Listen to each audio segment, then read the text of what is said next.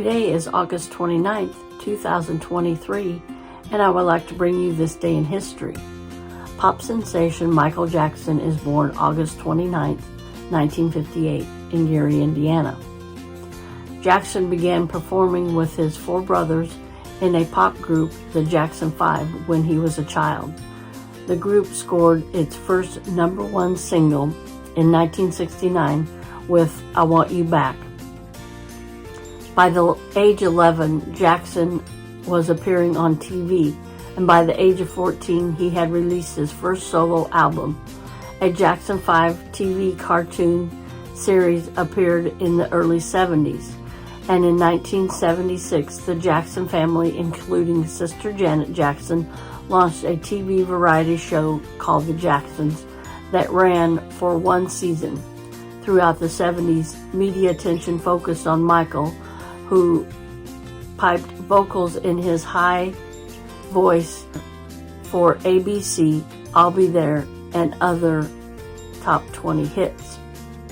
Jackson released several solo albums in the 70s, but his great breakout came in 1979 with Off the Wall. He became the first solo artist to score 4 top 10 hits from one album, including She's Out of My Life and Rock With You. His next album, Thriller, in 1983, became the biggest selling album up to that time, selling some 45 million copies around the world. This time he scored 7 top 10 singles, and the album won 8 Grammys.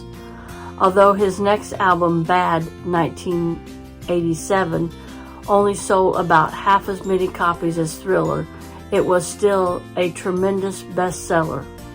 In 1991, Jackson signed an unprecedented $65 million record deal with Sony. That year, he released Dangerous.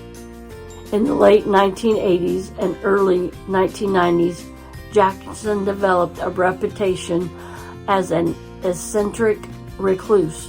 He moved to a 2,700-acre ranch called Neverland, which he outfitted with wild animals and a Ferris wheel.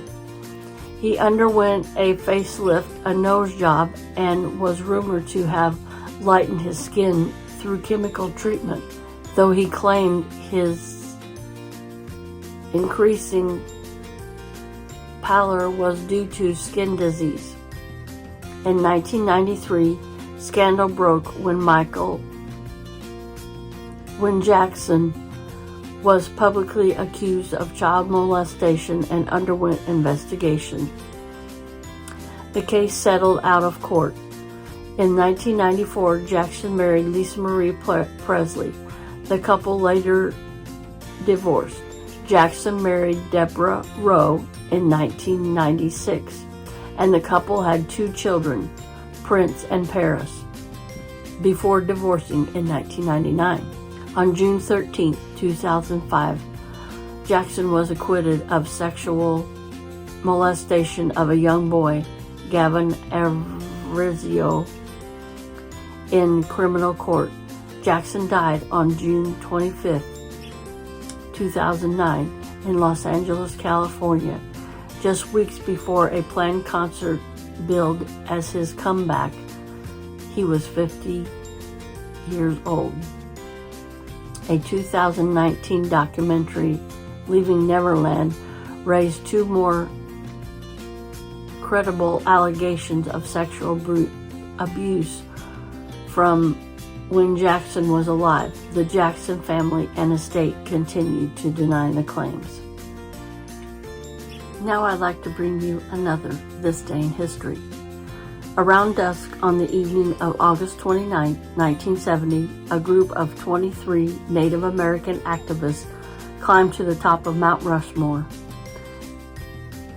renaming the landmark Crazy Horse Mountain in honor of the Lakota Sioux leader who famously resisted white American insertion into the area. The protesters are there to reclaim the land they believe to be rightfully theirs under the 1868 Treaty of Fort Laramie, which guarantees indigenous people the right to all of western South Dakota. The occupation will last for 2 months, beginning a new chapter in Native American activism. Signed at Fort Laramie in the Wyoming Territory, the 1868 treaty was meant to end hostilities between the United States and the Lakota people, Yantano, Dakota, and Arapaho Nation. The treaty allotted the Black Hills and adjacent land west of the Mississippi River, roughly half of what is now South Dakota, to indigenous people, but it tried to incentivize Native Americans to give up their traditional ways of life in favor of farming, and it was designated as assimilate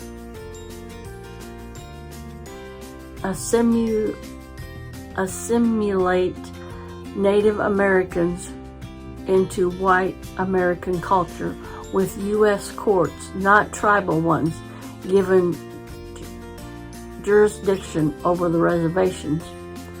In a sadly predictable turn of events, the United States broke the treaty within a decade. After George Armstrong Custer's expedition found gold in the Black Hills regions in 1874, white prospectors and settlers rushed into the region, leading to the Great Sioux War of 1876, an American occupation of most of the land promised to the Lakota.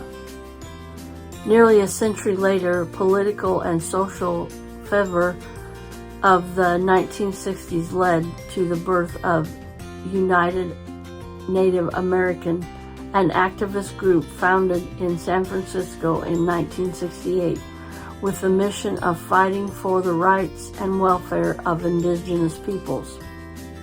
It was members of this group that climbed 3,000 feet to the top of Mount Rushmore on August 29, 1970. The site, a memorial to 4 American presidents that symbolizes the advance of white civilization into the land considered sacred by the natives who had lived there before, was an obvious target for the activists. Liam Brightham, a UNA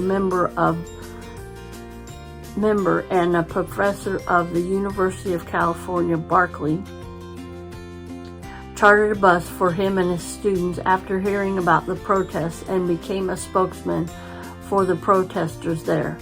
The federal government said this land would belong to us as long as the grass grows and the water flows and the sun shines, he told one reporter. Then they turned around and took this land from us. With supporters running supplies up the mountain, protesters continued the occupation until the winter weather forced them to withdraw in November. Throughout that time, the monument remained open to tourists, although the occupiers draped a flag reading Sioux Indian Power from the mountaintop and greeted visitors with protest chants. Native Americans from around the country also visited during this period, which Brightman said he hoped would be a spark for future Native activism. Indeed, protesters took the mountain again the following June in a brief action that led to 12 arrests. The activism of 1970s received new attention in the 2010s when protests against the construction of the Dakota Access Pipeline took place at the Standing Rock Reservation, a remnant of the original Great Sioux Reservation established in 1868.